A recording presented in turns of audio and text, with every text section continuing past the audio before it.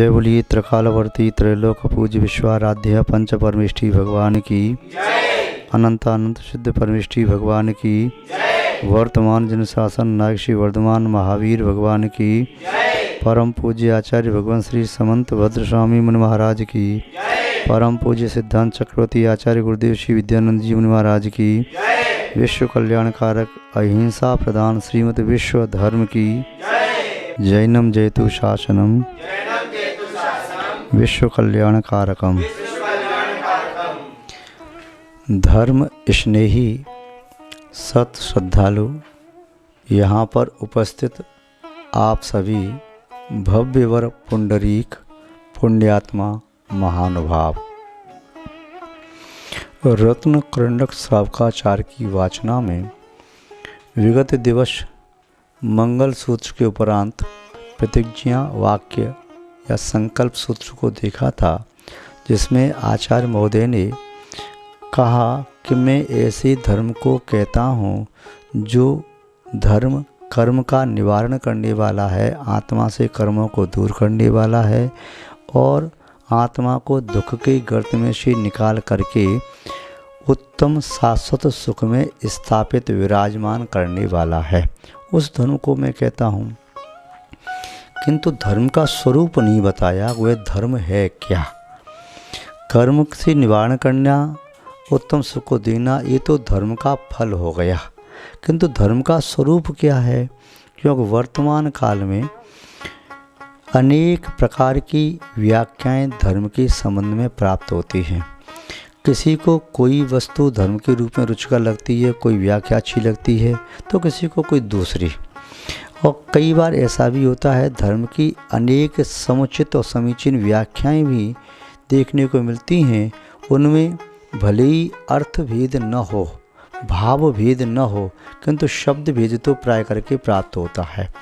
जैसा कि कहीं कहते हैं, धम्मो दया विशुद्धो अहिंसा परमो धर्मः, धम्मो वत स्वभावो ऋण तेम च धम्मो उत्तम क्षमा दश धम्मो दस धर्म धम्मो धर्म।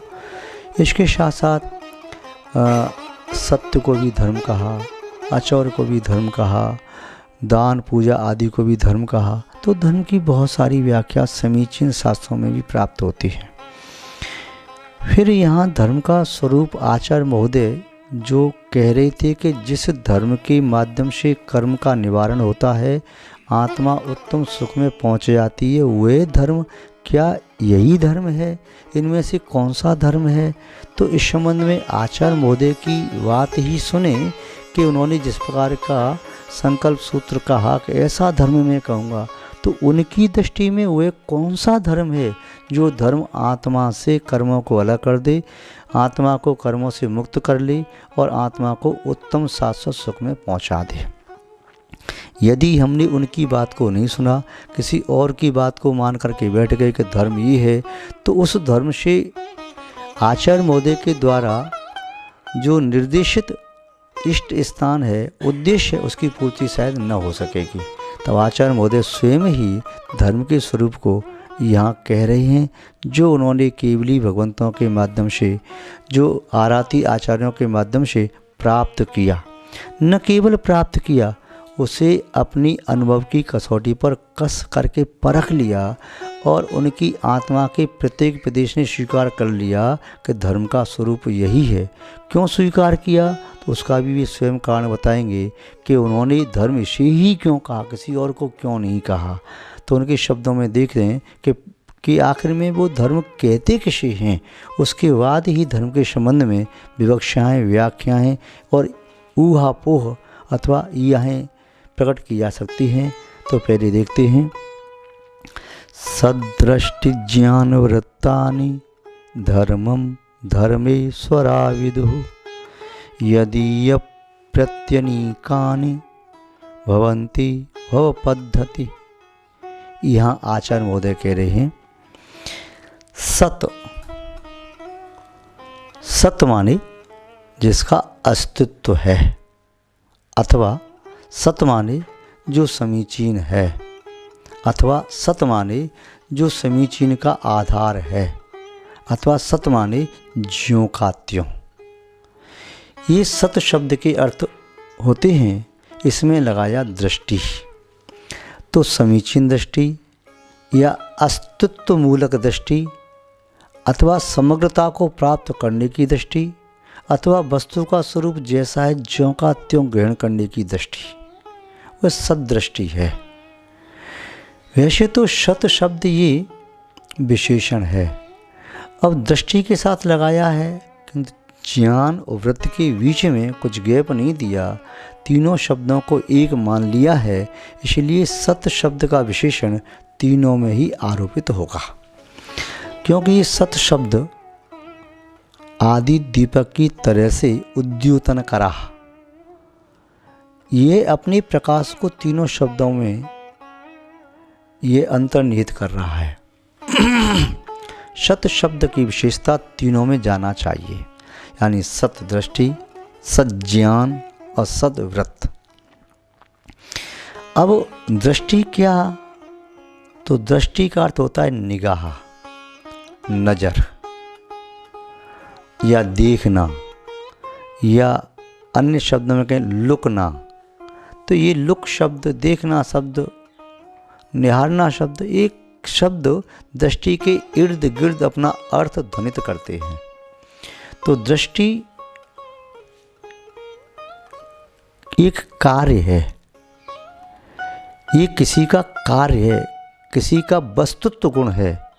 किसका वस्तुत्व गुण है, किसका कार्य है, उसे पहले समझें।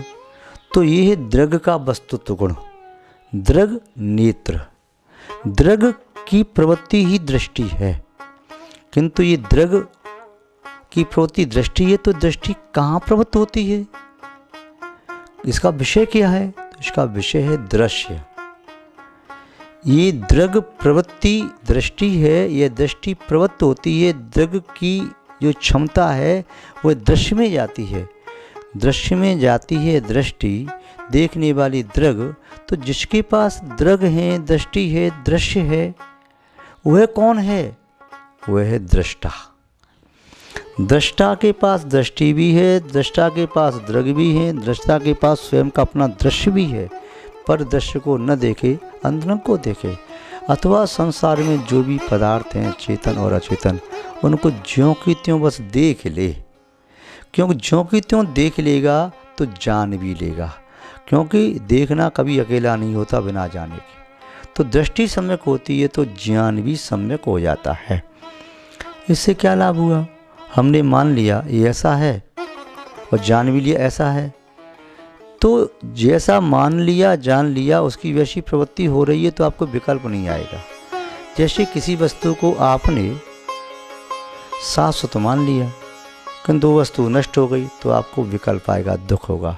अपनी वस्तु है तो दुख होगा, और शत्रु की वस्तु है तो खुशी होगी।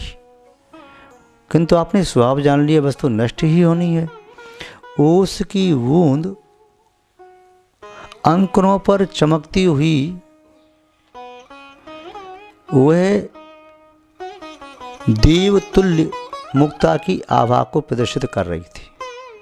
उसे देख करके मन आनंदित हो रहा था, रंजायमान हो रहा था। लग तो ये रहा था ये ओश के मोती, इनकी आभा, चमक और कांति मेरे चित्त को आह्लादित कर रही है, आकृष्ट कर रही है, ये सुचिर काल तक ऐसे ही रहेंगे। नहीं ज्ञान था कि ओस के बिंदु ये सूर्य का उदय होते ही नष्ट हो जाएंगे, सूर्य का उदय होते ही और उनकी कांति द्युति बढ़ने लगी, किंतु देखते देखते हुए ओश के बिंदु नष्ट हो गए, तो दुख हो गया। यदि दृष्टि यथार्थ होती कि तो नष्ट हो रहे नष्ट ही हो जाएंगे, तो उसे दुख नहीं होता। तो जिसके बारे में हम जान लेते हैं इसका ऐसा स्वभाव है, तो फिर दुख नहीं होता, और न ही उसमें सुख की कल्पना स्थापित की जा सकती है। तो दृष्टि जो समीचीन होती है, चाहे जीव द्रव्य के संबंध में, अजीव द्रव्य के संबंध में, और चाहे अजीव में से पुद्गल, धर्म, अधर्म, आकाश और काल के संबंध में, चाहे किसी पर्याय के संबंध में, यदि दृष्टि हमारी जब तक सम्यक नहीं है, सत नहीं है, असत है, तो असत दृष्टि से सत्य की प्राप्ति नहीं की जा सकती। जिसकी दृष्टि ये है कि नारियल के ऊपर के वक्कल में तेल निकलता है, तो तो अंदर वाले गोले को फेंक देगा, नारियल के छिलके को पेलने लगेगा, तो उसकी दृष्टि असत दृष्टि हो गई। उसे सत दृष्टि मालूम चल जाए कि नारियल का वक्कल तो फेंकने योग्य है, अंदर वाला जो गोला है उसमें से तेल निकलता है तो उसे ग्रहण कर लेगा। अब कोई उसके वक्कल को उठा करके ले जाए तो रोएगा नहीं, वो तो फेंकना था मुझे। और जैसे ये असत दृष्टि है कि नारियल के छिलके में तेल निकलेगा, अंदर वाली तो गुठली उसे फेंक दो, जैसे आम की गुठली फेंक देते हैं तो ऐसे गुठली फेंक दो, जामुन की गुठली फेंक देते हैं ऐसे गुठली को फेंक दो, या वेर की गुठली फेंक देते हैं, तो ऐसे गुठली मान के फेंक देगा तो दुखी होगा कि इसमें से बक्कल में से तेल नहीं निकल रहा। बादाम का छिलका है या नारियल का छिलका है या चने का छिलका है या कोई और छिलका है, तो उसे जो सम्यक दृष्टि प्राप्त हो जाएगी, सदृष्टि प्राप्त होगी, तो वह उस अनावश्यक वस्तु के नष्ट होने पर दुख नहीं होगा। उसे कहेगा इसे छोड़ करके ही मुझे सत्य की प्राप्ति होगी। वह बक्कल को स्वयं तोड़ देगा, कोई और तोड़ देता तो अच्छा कर रहे तुमने इस बक्कल को तोड़ दिया, मुझे तो अंदर वाला चाहिए, बाहर वाला नहीं चाहिए। तो सदृष्टि के साथ ही सत ज्ञान अविनाभावी रूप से जुड़ा होता है। वह सामान्य सत्तावलोकन समीचीन रूप से करता है तो उसके साथ ही उसे अवान्तर सत्ता के माध्यम से ज्ञान भी होता है। तो सदृष्टि ज्ञान वृत्तानि, यहाँ पर समीचीन दृष्टि, समीचीन ज्ञान और समीचीन आचरण, क्रिया, व्रत। व्रत विरक्ति से बना हुआ शब्द है। किससे विरक्ति? संसार के कारणों से विरक्ति का नाम है व्रत। संसार के कारण क्या है? विषय कसाय, और एक शब्द में कहें तो पाप, हिंसादि पाप। क्योंकि विषय कसाई भी 5 पापों का अर्जन करने वाले हैं। इन 5 पापों से विरक्ति का नाम हो गया व्रत। तो धर्मम, आचार्य महोदय कह रहे हैं समीचीन दृष्टि, समीचीन ज्ञान और समीचीन चर्या आचरण व्रत ही धर्म है। ऐसा किसने कहा? आचार्य महोदय पाप भीरू हैं, वो ये नहीं कह रहे कि मैं केवड़ी बनेगा, सर्वज्ञ बनेगा, तो मैं कह रहा हूँ। तो फिर किसने कहा? धर्मेश्वरा। वो ये भी नहीं करे कि धर्म के ईश्वर ने कहा। फिर धर्मेश्वरा विदुहु, धर्म के ईश्वर जो थे तीर्थंकर, उन्होंने इसे धर्म जाना है। उन्होंने धर्म इसे जाना है, इसलिए उनकी अंतरात्मा से सर्वांग से निश्चित हुआ। यदि वे इस रूप धर्म को नहीं जानते तो वे स्वयं आचरण नहीं करते। आचरण नहीं करते तो उनकी आत्मा से धर्म भी निकलता नहीं। इसका आशय विदुहु, जान लिया। किसने जान लिया? धर्मेश्वरा, जो धर्म के ईश्वर हैं, धर्म के प्रवर्तक हैं। तो धर्म के ईश्वर, धर्म के प्रवर्तक, धर्म के संचालक तीर्थंकर प्रभु होते। जब तीर्थंकर प्रभु ने धर्म को जान लिया, मान लिया, धारण कर लिया और धर्म के फल को प्राप्त कर लिया, अयोग केवली अवस्था तक पहुंच रहे हैं, सिद्ध भी बनेंगे। तो शयोग केवली अवस्था में सब कुछ जान लिया, देख लिया, अनंत सुख को प्राप्त कर लिया। उन्होंने देख लिया इसी धर्म के माध्यम से आत्मा अनंत सुख को प्राप्त करती है। तो घातिया कर्मों को नाश कर, मोहनी कर्म को नाश कर अनंत सुख को प्राप्त कर लिया। ज्ञानावरण दर्शनावरण आपको प्राप्त कर, दर्शन अनंत ज्ञान प्राप्त किया, और अंतराय कर्म को नाश करना शक्ति को प्राप्त कर लिया, धर्म का फल प्राप्त कर लिया। तो तब उन्होंने कहा कि तीर्थंकर भगवान ने भी जाना था सम्यक दर्शन, सम्यक ज्ञान, सम्यचात, ये 3 ही धर्म हैं। तो समीचीन ज्ञान, समीचीन व्रत तभी आते हैं जब समीचीन दृष्टि हो।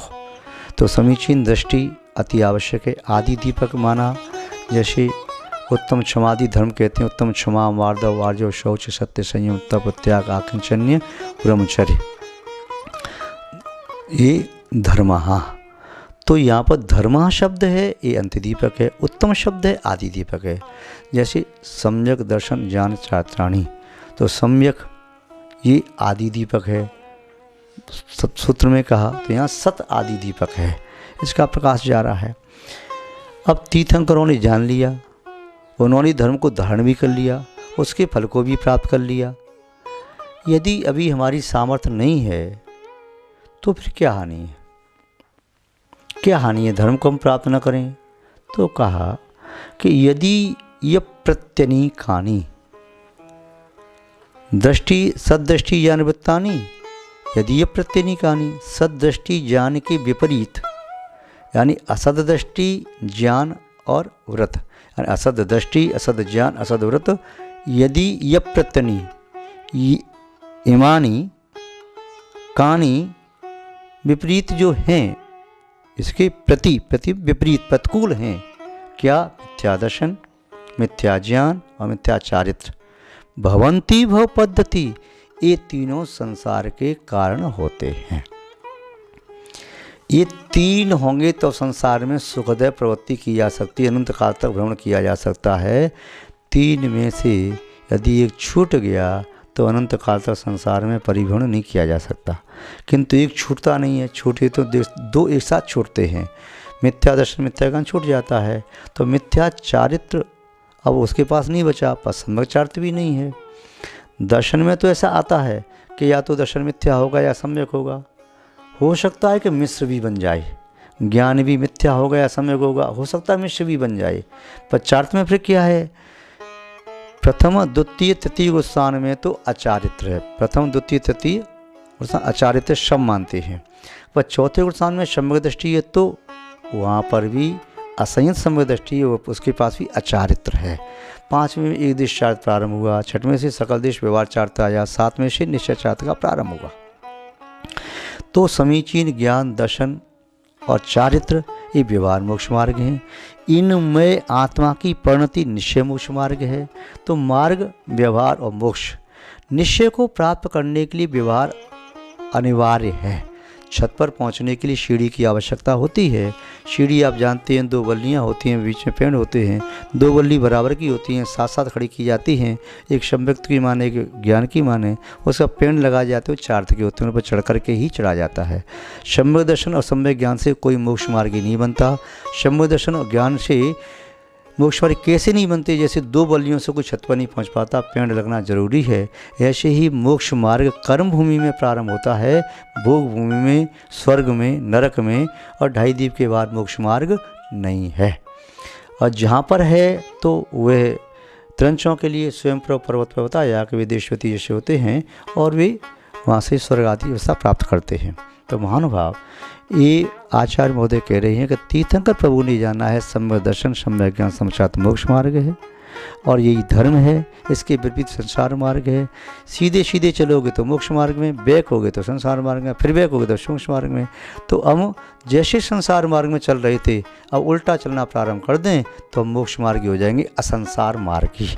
तो ये आचार्य महोदय ने धर्म का स्वरूप बताया, जिस धर्म के माध्यम से कर्मों का निवारण होता है, उत्तम सुख की प्राप्ति होती है। तो उस धर्म को स्वीकार करें, उस धर्म को प्राप्त करें, उसके उपरांत ही हम अपनी आत्मा को परमात्मा बनाने में समर्थ हो सकेंगे। आज बस इतना ही। जय बोलिए श्री शांतनाथ भगवान की, परम पूज्य आचार्य गुरुदेव श्री विद्यानंद जी महाराज की।